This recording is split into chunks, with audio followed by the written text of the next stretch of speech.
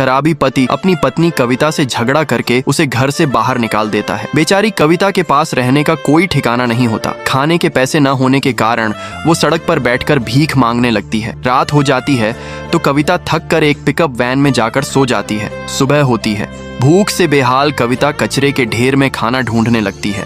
तभी उसे एक चमत्कारी लॉकेट मिल जाता है। कविता उसे गले में पहन लेती है। प्यास लगती है तो वो पास के नल पर पानी पीने जाती है। जैसे ही वो हैंडपंप चलाने लगती है उसमें से ढेर सारे ब्लैक डायमंड निकलने लगते हैं। कविता ये देखकर हैरान रह जाती है और खुशी से नाचने लगती है। वो सारे डायमंड एक ठेले में रखकर बाजार में बेचने जाती है। सुनार डायमंड को अच्छे से जांचता है और उसे बहुत सारा पैसा दे देता है। कविता उस पैसे से जरूरतमंद लोगों की मदद करती है। अगले दिन भी वही होता है। हैंडपंप चलाती है, डायमंड निकलते हैं, बाजार में बेचती है। धीरे धीरे कविता बहुत अमीर हो जाती है। उसने उन डायमंड से एक शानदार महल बनवा लिया और लग्जरी लाइफ जीने लगी। एक दिन जब कविता लोगों में पैसा बांट रही होती है तभी गांव का मुखिया उसे देख लेता है। उसे ईर्ष्या हो जाती है। वो सोचने लगता है कि ये भिखारी औरत इतनी अमीर कैसे हो गई। एक दिन वो चुपके से कविता के महल के पास आता है और खिड़की से देखता है। कविता अपने आंगन के नल हैंडपंप को चलाती है और डायमंड निकलते हैं। मुखिया को पूरा माजरा समझ आ जाता है। रात होती है।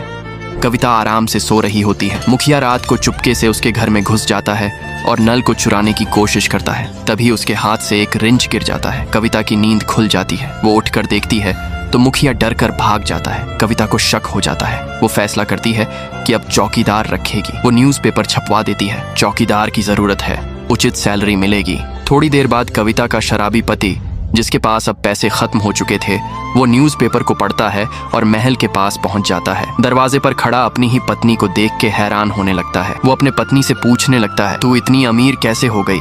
हमें माफ कर दो, अब से ऐसा कभी नहीं करूंगा। वो तरस खाकर माफी मांगता है। कविता उसे माफ कर देती है। तभी पति कविता के गले में वो चमत्कारी लॉकेट देखता है। वो गुस्से में लॉकेट निकालकर फेंकने को बोलता है। कविता उस लॉकेट को निकालकर फेंक देती है। कविता कुछ नहीं बोलती। वो पति को घर के आंगन में ले जाती है और हैंडपंप चलाने लगती है। लेकिन इस बार डायमंड की जगह सिर्फ पानी निकलता है। कविता दंग रह जाती है और समझ जाती है कि सब कुछ उस लॉकेट की वजह से हो रहा था। दोनों बाहर जाते हैं तो देखते हैं कि लॉकेट आग में जलकर राख हो गया है। लॉकेट जलते ही पूरा महल भी राख में बदल जाता है। कविता फूट फूट कर रोने लगती है। अब उसके पास कुछ नहीं बचा था सिवाय आपके लाइक और सब्सक्राइब के।